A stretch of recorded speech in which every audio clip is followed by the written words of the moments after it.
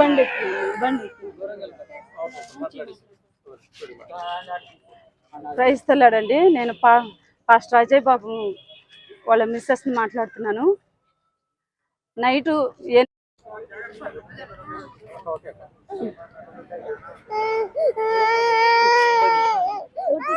బండి బండి బండి క్రైస్తలాడండి. నేను పాస్టర్ అజయ్ బాబు వాళ్ళ మిస్సెస్ని మాట్లాడుతున్నాను. నైటు 8:30 సమయంలోని మేము జయనగర్ కాలనీలోనే 17వ స్ట్రీట్లో ఉంటున్నామండి. అయితే ఒక పోలీసు జీబును ఒక బండి వేసుకొని ఐదుగురు వచ్చారండి. ఇంటికి వచ్చి పాస్టర్ గారిని మేము మీ మీద కేసు అయింది, ఎఫ్ఐఆర్ అయింది, మీరు అర్బన్కి రావాలి అని చెప్పి మాట్లాడారంట. మాట్లాడినప్పుడు మా సార్ లోనికి వచ్చారు. నేను మా బాబుకి కొంచెం ఫేవర్గా ఉంటే మా బాబుని పడుకోబెట్టి నేను బయటకు వచ్చేసరికి మా సారు నా ఫోన్ తీసుకొని సోఫాలో పెడతా ఉన్నారు. అప్పటికే వాళ్ళు ఒకళ్ళు డ్రెస్లో ఉన్నారు, ఒకళ్ళు సివిల్ డ్రెస్లో ఉన్నారు. వాళ్ళిద్దరూ ఆయన పక్కన వచ్చారు. లోపలికి వచ్చిన తర్వాత ఇట్లా కేసు అయిందంటమ్మా, అర్బన్కి తీసుకెళ్తున్నారు, ఎఫ్ఐఆర్ అయింది, నేను అక్కడికి వెళ్తున్నాను, మట్టి ప్రసాద్కి మా చిన్నాన్నకి ఫోన్ చేసి విషయం చెప్పు అని చెప్పారు. చెప్పిన తర్వాత అసలు ఎట్లా తీసుకెళ్తారు, ఈ నైటు ఎలా తీసుకెళ్తారు, ఈ టైంలో ఎట్లా తీసుకెళ్తారు, రేపు వెళ్ళొచ్చు కదా అని అంటే ఆ పక్కన వచ్చిన వాళ్ళు కనీసం నోరు తెరిచి మాట కూడా మాట్లాడలేదు. మా పాప చిన్నగా 5 సంవత్సరాలు మా పాప ఏడుస్తుంది, డాడీ నువ్వు వెళ్ళొద్దు డాడీ, నాకు భయం వేస్తుంది డాడీ, నువ్వు వెళ్ళొద్దు అని చెప్పి మా పాప ఏడుస్తూనే ఉంది. నేను ఇక్కడికి అర్బన్ స్టేషన్కి వెళ్తున్నా అని చెప్పి పాప నాకు ఇచ్చి వెళ్ళిపోతుంటే వాళ్ళ సివిల్ డ్రెస్లో ఉన్న అతను నీ ఫోన్ తీసుకురా అని అంటుంటే మాది సీసీ ఫుటేజ్ పాడైపోయింది, దాన్ని బాగు చేయించడానికి 4 కుర్రాళ్ళు వస్తే వాళ్ళకి ఇచ్చిండు. ఆ ఫోన్కి కనెక్షన్ ఇస్తుండు, బయట ఉంది. ఆ ఫోన్ తీసుకోవడానికి అతను నా ఫోన్ ఎక్కడుంది అని ఆయన అంటుంటే నీ ఫోన్ సోఫాలో పెట్టిను కదా, అది తీసుకురా అని కొంచెం దబాయించుకుంటూ మాట్లాడిండు. అది మా మిస్సెస్ ఫోన్, అది నేను తనకి ఆ ఫోన్ నేను ఎట్లా తీసుకొస్తా అంటే ఇది నా ఫోన్ అండి, నా ఫోన్ నేను ఎలా ఇచ్చాను మీకు అని అంటే ఆయన బయటకు వెళ్ళిపోయిండు. ఆయన బయటకు వెళ్ళడంతోనే మా సార్ బయటకు వెళ్ళారు. ఆ ఫోన్ తీసి బయట ఉన్న ఫోన్ తీసి మా సార్కి ఇచ్చారు. ఆయన ఫోన్ ఆయనకి ఇచ్చేసాను. ఆయనకి ఇచ్చినప్పుడు ఆయన ఫోన్ తీసుకొని ఒక్క అడుగు కూడా గ్యాప్ లేకుండా మా ఇంటికి స్టెప్స్ ఉన్నాయి, ఆ స్టెప్స్ కానుకొని కార్ ఆఫ్ చేశారు. ఆ కార్లోనికి ఎక్కిచ్చారు, ఇంకా తీసుకొని వెళ్ళిపోయారు. బండి మీద 3 వెళ్ళిపోయారు, కార్లోనే ముగ్గురు ఉన్నారు, తీసుకొని వెళ్ళిపోయారు. అయితే అర్బన్కి తీసుకెళ్లారు అని చెప్తే మేము అర్బన్కి వచ్చినాం. ఇక్కడికి వచ్చి అడిగితే ఇక్కడ ఏమంటున్నారంటే ఇక్కడ లేరు అని చెప్తున్నారు. అసలు ఇక్కడికి తీసుకురాలేదు, మాకు తెలియదు అని చెప్తున్నారు. అయితే అక్కడ నుంచి హైదరాబాద్ తుకారం గేట్ కాడికి తీసుకెళ్లారు అని చెప్పారు. అక్కడ ఫోన్ చేస్తేనేమో ఉప్పల్కి తీసుకెళ్ళమని చెప్తున్నారు. ఉప్పల్లో అడిగితేనేమో ఉప్పల్లో లేరని చెప్తున్నారు. నాకైతే ఇక్కడే ఉండు, అర్బన్లోనే ఇక్కడే ఉండు అని నాకు నమ్మకం ఉంది. ఎందుకంటే ఆయన గట్టిగా ఖండించినట్టు నాకు విషయం చెప్పిండు. ఎందుకంటే నేను చిన్నపిల్లల్ని వేసుకుని నేను ఇంట్లో ఉన్నా, నేను టెన్షన్ పడుతున్నాను చెప్పి వాళ్ళు అర్బన్కి తీసుకెళ్తున్నారమ్మా, నా మీద కేసు ఫైల్ అయింది అని చెప్పాడు. అయితే మరి నా భర్తకి థ్రెటనింగ్ ఉందని చెప్పారు. హిందుత్వ వాదులు మాట్లాడుతూ ప్రవీణ్ పాస్టర్ గారు చనిపోయినప్పుడు నా భర్త మీద నెక్స్ట్ వీడినే చంపేది అనుకుంటే పోస్టులు పెట్టారు. మరి మా సార్ ఏం చేశారంటే కేసు ఫైల్ చేశారు. ఇక్కడ ఒక నెక్స్ట్ వీడినే చంపేది అనుకుంటే పోస్టులు పెట్టారు.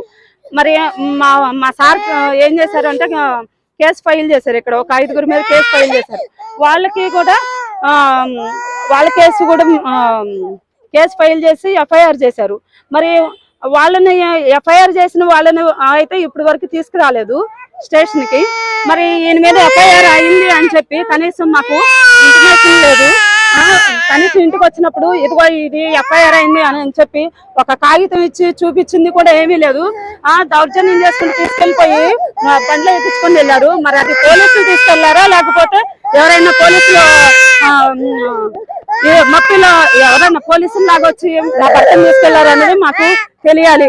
ఇంకోటి ఏంటంటే గవర్నమెంట్ కి ఈ విషయం తెలియాలి. ఎందుకంటే ఏదైనా జరిగింది అంటే మాత్రం ఇగో మా పాప నెట్టుకుంది. ఏదైనా గవర్నమెంట్ దృష్టికి మేము తీసుకెళ్తున్నాం. మా సార్కి ఏదైనా జరిగితే ఈ పాప, నేను, ఈ బాబు ఇక్కడ ఇదే స్టేషన్ లోనే నా భర్తని తీసుకొచ్చారు అని చెప్పారు కాబట్టి ఇదే స్టేషన్ లో ఏదో ఒకటి చేసుకొని చచ్చిపోకపోతే అప్పుడు అడగండి.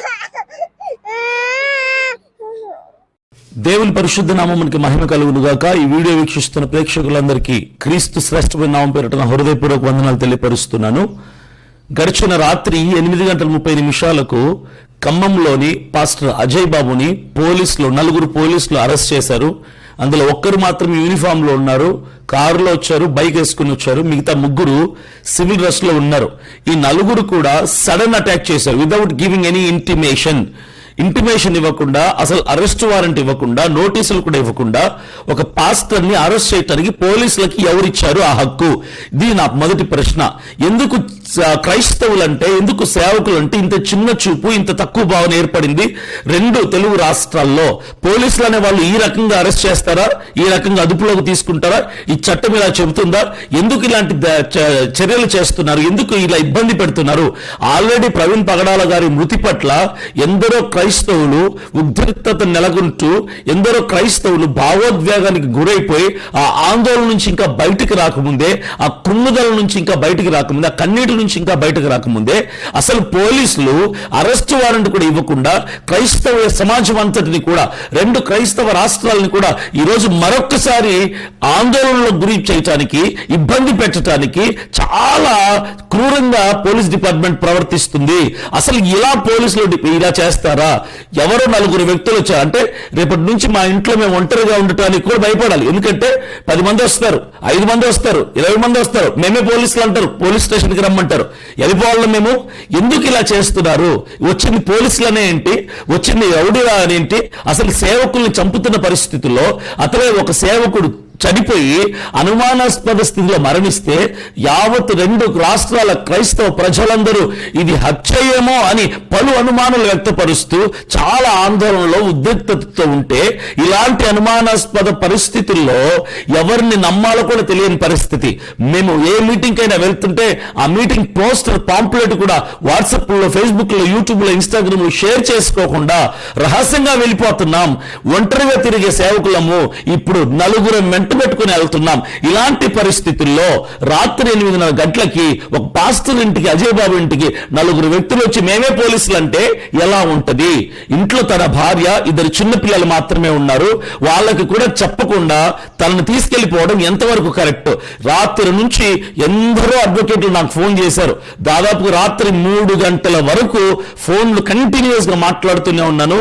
తెలంగాణ, ఆంధ్రప్రదేశ్ లో దాదాపుగా 30 మంది అడ్వకేట్లతో నేను మాట్లాడాను. ఇది కరెక్ట్ కాదు అని వారు చెప్తున్నారు. ఇలా సడన్ గా చెప్పా పెట్టకుండా వచ్చి అరెస్ట్ వారెంట్ లేకుండా, నోటీసులు ఇవ్వకుండా, ఇంటిమేషన్ ఇవ్వకుండా అరెస్ట్ చేయడం కరెక్ట్ కాదు.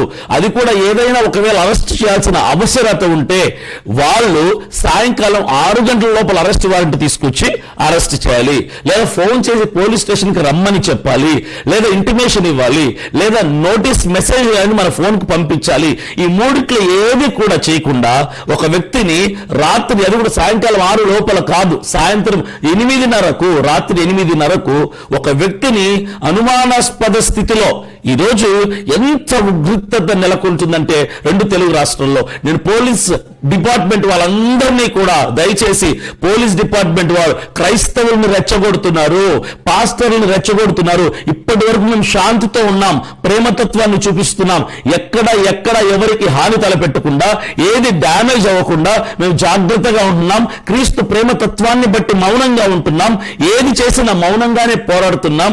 పోలీసుల మీద చేయి చేసుకోలేదు, పోలీసుల మీద తిరగబడలేదు, డిపార్ట్మెంట్ తిరగబడలేదు, గవర్నమెంట్ మేము తిరగబడలేదు. మేము ఇంత గౌరవించి మా ప్రేమతత్వాన్ని చాటు చెప్పుకుంటుంటే మమ్మల్ని రెచ్చగొడుతూనే ఉన్నారు. దినదినం, రోజుకు మమ్మల్ని రెచ్చగొడుతున్నారు. ప్రవీణ్ పగడాల గారి మరణం విషయంలో కూడా మేము ప్రశ్నిస్తుంటే, న్యాయం కోసం అడుగుతుంటే మమ్మల్ని తీసుకెళ్లి వార్నింగ్ ఇస్తున్నారు, మాకు నోటీసులు పంపిస్తున్నారు, మమ్మల్ని అరెస్ట్ చేస్తామంటున్నారు, మమ్మల్ని మాట్లాడద్దంటున్నారు, మమ్మల్ని మమ్మల్ని మాట్లాడద్దు అంటున్నారు, మమ్మల్ని నోరు మూసుకోమని చెప్పి ప్రయత్నం చేస్తున్నారు. అజయ్ బాబును కూడా రేపు సోమవారం డిఎస్పీ ఆఫీస్కి, రాజమండ్రి రాజనగరం డిఎస్పీ ఆఫీస్కి రమ్మన్నారు. ఎందుకు మా నోరులు మూయిస్తున్నారు? మేమే కనిపిస్తున్నామా మీకు? అవతల క్రైస్తవేతరులు కొంతమంది, కరుణాకర్ సుగుణ, హమార ప్రసాద్, వారి అనుచరులు చాలా మంది ఫేస్బుక్ లో, యూట్యూబ్ లో, ఇన్స్టాగ్రామ్ లో, వాట్సాప్ లో రకరకాలుగా చెత్తబాగుల్లో వాగుతున్నారు. క్రైస్తవుల్ని హేళన చేస్తూ, కించపరుస్తూ, క్రైస్తవ దేవుణ్ణి, బైబిల్ని మహాభయంకరంగా దూషిస్తూ మాట్లాడుతుంటే వాళ్ళ మీద చర్యలు తీసుకోకుండా, నోటీసులు పంపించకుండా, అరెస్ట్ చేయకుండా మమ్మల్ని అరెస్ట్ చేస్తారా? ఏం తప్పు చేశారని అజయ్ బాబు అరెస్ట్ చేస్తున్నారు? యావత్ 2 రాష్ట్రాల క్రైస్తవ సమాజం పక్షమా నేను మాట్లాడుతున్నా. ఉన్నది మేమిద్దరమే, గట్టిగా మాట్లాడుతుంది, కొంచెం అగ్రెసివ్ గా ఉన్నది ఉన్నట్టుగా ప్రశ్నిస్తుంది మేమిద్దరమే. తెలంగాణలో అజయ్ బాబు, ఆంధ్రాలో నేను. ఈరోజు మా ఇద్దరి మీద, అందరి కన్ను మా ఇద్దరి మీద పడింది. ఈరోజు నిన్నటి రోజున అజయ్ బాబుని అరెస్ట్ చేశారు. అసలు అరెస్ట్ చేసింది పోలీసులో కాదో కూడా తెలియదు. రేపు నన్ను కూడా అరెస్ట్ చేస్తే ఏంటి పరిస్థితి? ఇంటి మీదకి అలా సడన్ గా వస్తారా రౌడీలు వచ్చినట్టుగా? పోలీసులు రౌడీలాగా ప్రవర్తిస్తే, పోలీసులే దురుసుగా ప్రవర్తిస్తే, పోలీసులే అనుమానాస్పద రీతిలో ప్రవర్తిస్తే మేము ఎవరిని నమ్మాలి? ఎవరిని ఆశ్రయించాలి? ఎవరిని బట్టి ధైర్యంగా బ్రతకాలి? పోలీసులే భయపెడుతున్నారు మమ్మల్ని. ఏ తప్పు చేయకపోయినా ఏదో ఒక స్మగ్లర్ని, ఒక ఎర్రచందనం స్మగ్లర్ని, ఒక క్రిమినల్ని, ఒక రేపిస్ట్ని, ఒక హంతకుని కూడా ఆ రీతిగా అరెస్ట్ చేయరు. అర్థం చేసుకోండి, దయచేసి ప్రతి ఒక్కరు అర్థం చేసుకోండి. క్రైస్తవులారా, మీరు గలం విప్పకపోతే మన బతుకులు ఇంతే. ఈ లోకంలో, ఈ భూమి మీద మనకంటూ ఏ సపోర్ట్ లేదు.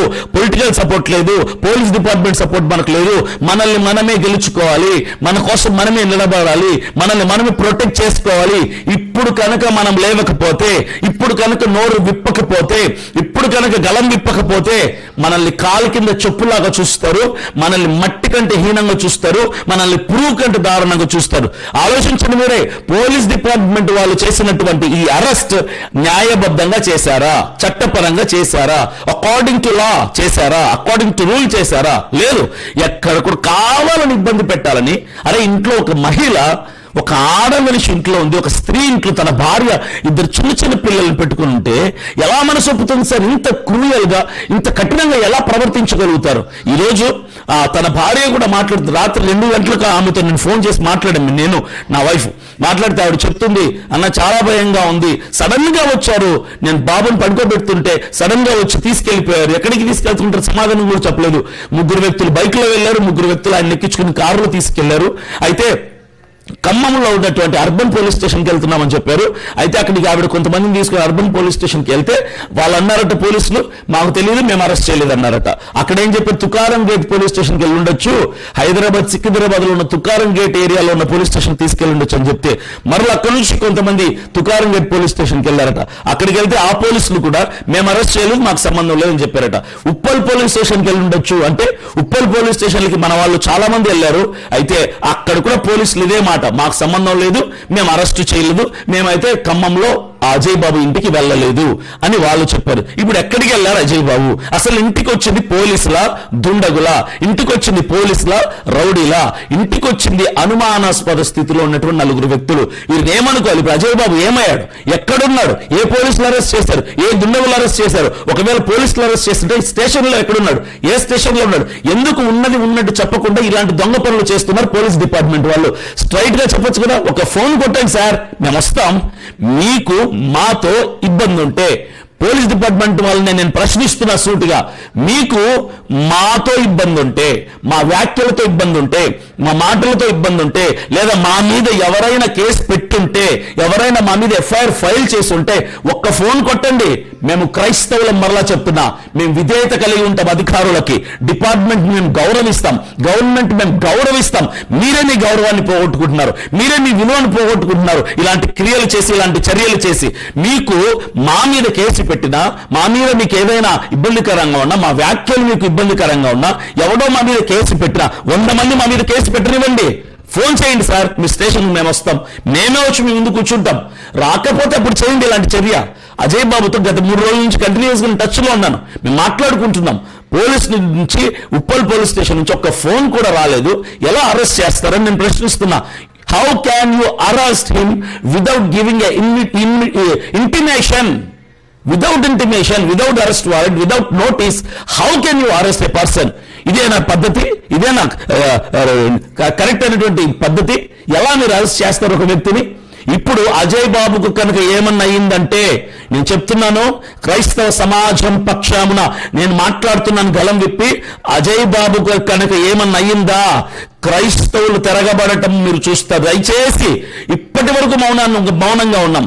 ఏది చేసినా భరిద్దామనుకున్నాం, సహిద్దామనుకున్నాం, ఓర్చుకుందామనుకున్నాం. పోనీలో మన బతుకులు ఇంతేలే, మనం న్యాయం కోసం నిలబడదాం, నీతిగా నిలబడదాం, ప్రేమగా నిలబడదాం అనుకున్నాం. కానీ అది మరిచిపోకముందే, ప్రవీణ్ పగడాల గారి ఇష్యూ కూడా క్లియర్ కాకముందే, పోస్ట్ మార్టం రిపోర్ట్ కూడా ఇంతవరకు బయటికి రాకముందే పలు అనుమానాలు మాకున్నప్పుడే కొత్త అనుమానాలు తీసుకుని వస్తున్నారా? మాకు క్రైస్తవులు చేతకాని వాళ్ళు చేస్తున్నారా? క్రైస్తవులు అసమర్థులను చేసి, క్రైస్తవులు పనికిరాని వెధవల్లే వాళ్ళని అరెస్ట్ చేసినా ఏమనరు, కొట్టినా ఏమనరు, తిట్టినా ఏమనరు, చంపినా ఏమనరు అని చెప్పి క్రైస్తవుల్ని తక్కువ భావనతో చూస్తున్నారు పోలీస్ డిపార్ట్మెంట్ వాళ్ళు. యావత్ పోలీస్ డిపార్ట్మెంట్ వాళ్ళకి నేను ఒకటే చెప్తున్నా, దయచేసి ఇలాంటివి చేయకండి. మీకు మా మీద ఏమైనా ఇబ్బందికరంగా ఉంటే కేసులు పెడితే మాకు ఫోన్ చేయండి సార్, మేము వస్తాం. మేమే వచ్చి మీ స్టేషన్లో కూర్చుంటాం. ఏ స్టేషన్కి రావాలో చెప్పండి, ఎక్కడికి రావాలో చెప్పండి, నోటీస్ ఉంటే పంపించండి, లేదంటే ఫోన్ చేయండి.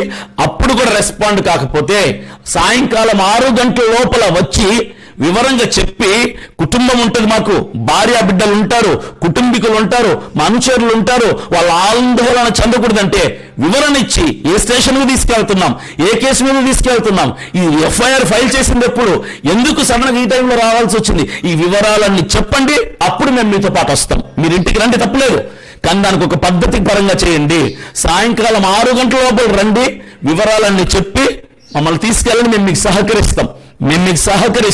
మేమేం తప్పించుకొని పారిపోయేంత భయస్థులం, పిరికోళ్ళం కాదు, అంత నేరస్తులం కాదు, అంతటువంటి కిరాతకులం, హంతకులం, స్మగ్లర్స్ కూడా మేము కాదు. ఎందుకు మీరు ఇలాంటివి చేస్తున్నారు?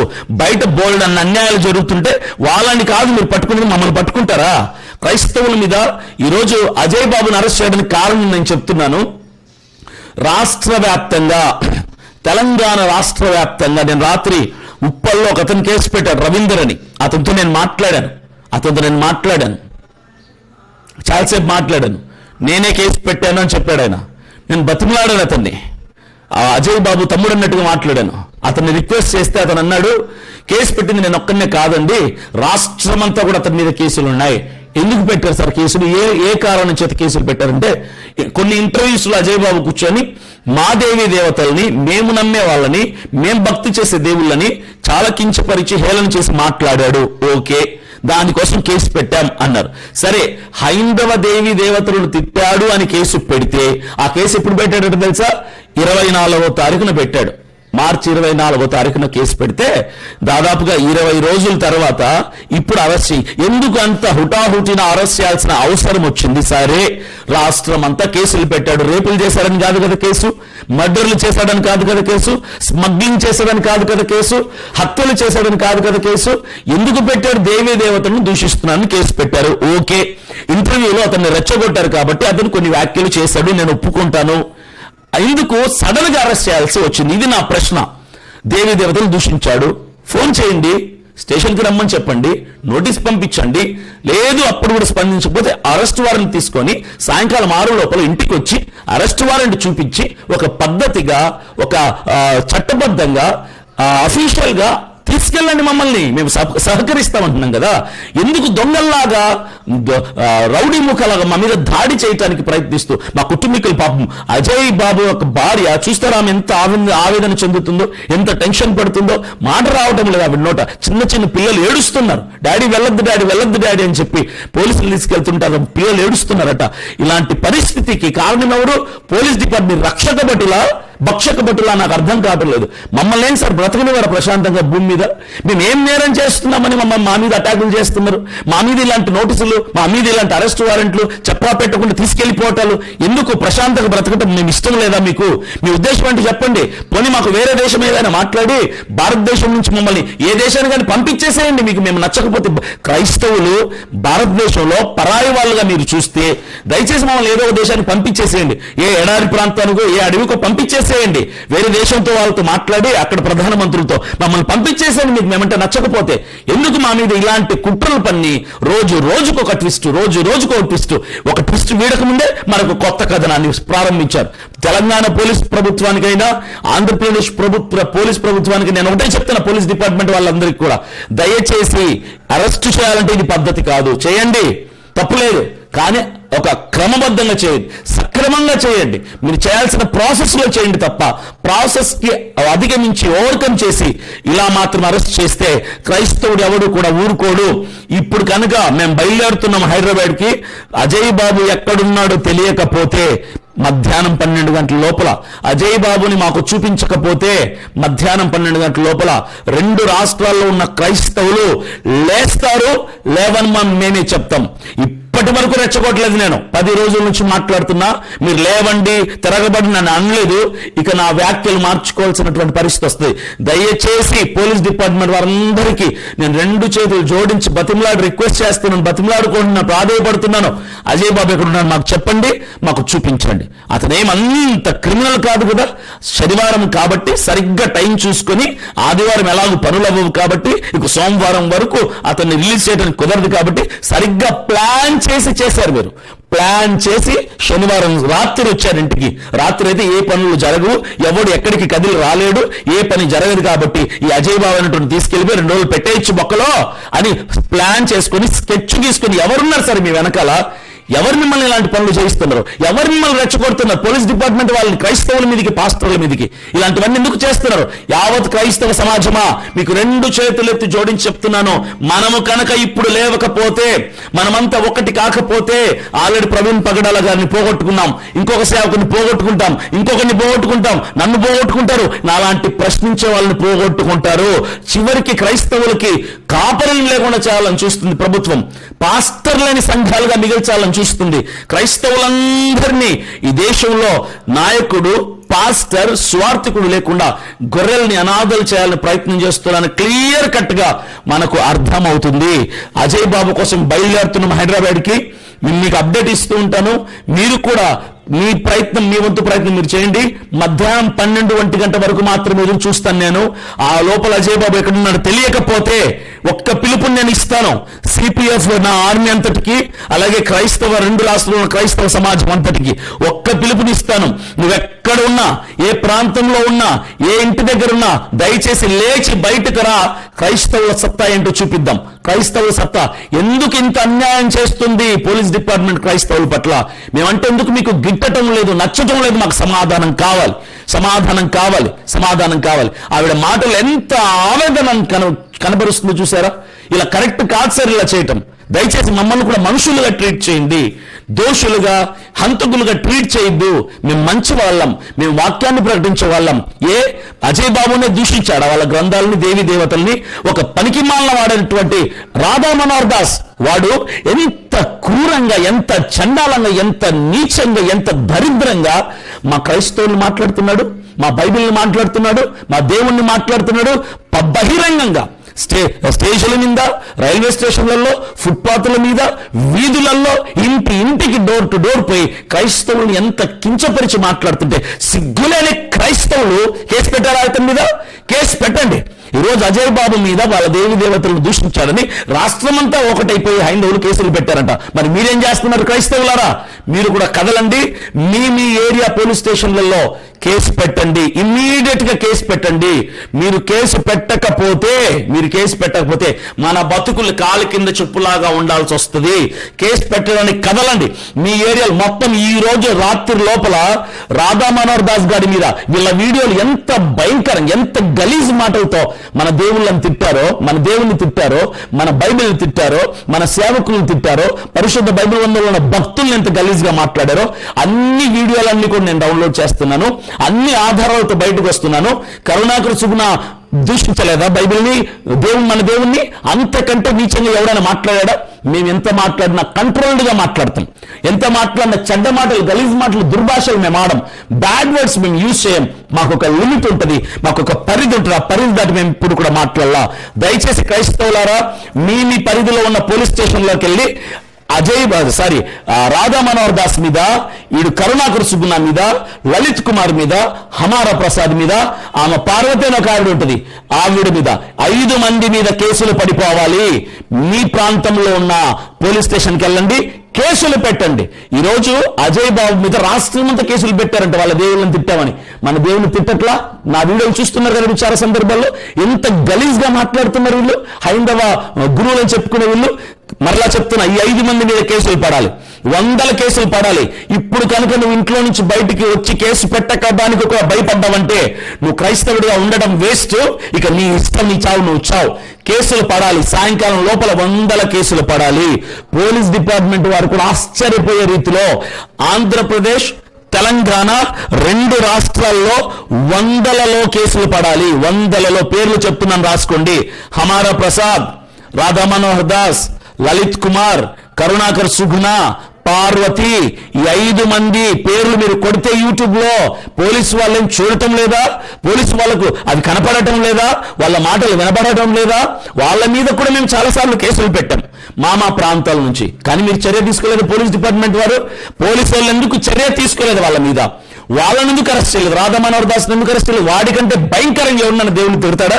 ఎందుకు అరెస్ట్ చేయట్లేదు? బహిరంగంగా తిరుగుతుంటాడు పబ్లిక్ గా, ఎందుకు అరెస్ట్ చేయలేదు రాధా మనోహర్ దాస్ ని? కరుణాకర్ సుగుణాని ఒకసారి స్టేజ్ మీద మాట్లాడుతూ నేను చచ్చిపోయే లోపల పాస్టర్లు లేకుండా చేస్తా, చర్చిలు లేకుండా చేస్తా అన్నాడు. ఆ మాట ఎంత వరకు దారితీస్తుందన్నమాట.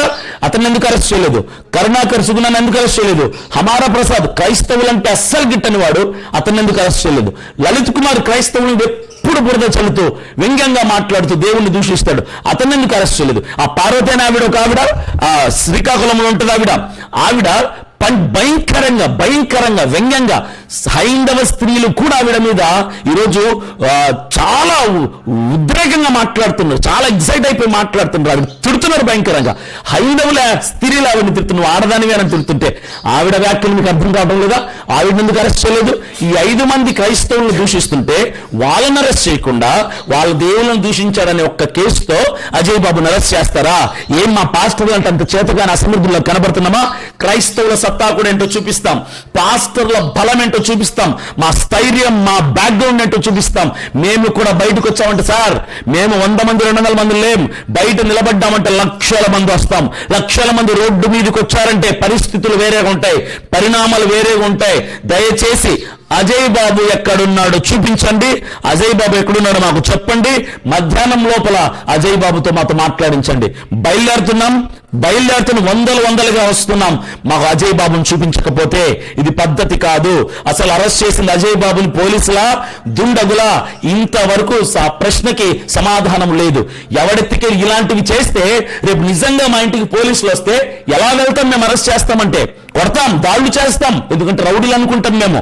దయచేసి అఫీషియల్ గా చేయండి, డిగ్నిఫైడ్ గా చేయండి. మీరు అరెస్ట్ చేయాలనుకుంటే పద్ధతి పరంగా చేయండి. క్రైస్తవులారా, దయచేసి ఈ 5 మంది మీద రాధా మనోహర్ దాస్, లలిత్ కుమార్, హమారా ప్రసాద్, కరుణాకర్ సుగుణ, పార్వతి, ఈ 5 మీద మీ ప్రాంతాల్లో కేసులు పెట్టండి. 2 రాష్ట్రాల్లో ప్రతి పోలీస్ స్టేషన్ లో కేసు పడాలి. అజయ్ బాబుని ఎలాగైతే అరెస్ట్ చేశారో ఇలాగే ఈ 5 మందిని కూడా అరెస్ట్ చేయాలి. దేవీ దేవతలను దూషించడమే కదా ఈ కారణం అరెస్ట్ చేయడానికి. ఇప్పుడు కూడా ఈ 5 మంది కూడా మన దేవుణ్ణి ఎంత భయంకరంగా అంటే, అజయ్ బాబు దూషించింది చాలా 1%. ఈ పనికిమాలిన వాళ్ళ 5 మంది దూషించింది 100 రెట్లు ఎక్కువగా దూషించారు క్రైస్తవుల దేవుణ్ణి, క్రైస్తవుల గ్రంథాన్ని, క్రైస్తవుల మనోభావాల్ని. వీళ్ళను కూడా శిక్షించండి, వీళ్ళ మీద కూడా యాక్షన్ తీసుకోండి. వాళ్ళ ఇళ్ళకు కూడా సడన్ గా వెళ్ళిపోయి పట్టుకొచ్చి ఎక్కడ పెట్టారో తెలియకుండా చేయండి.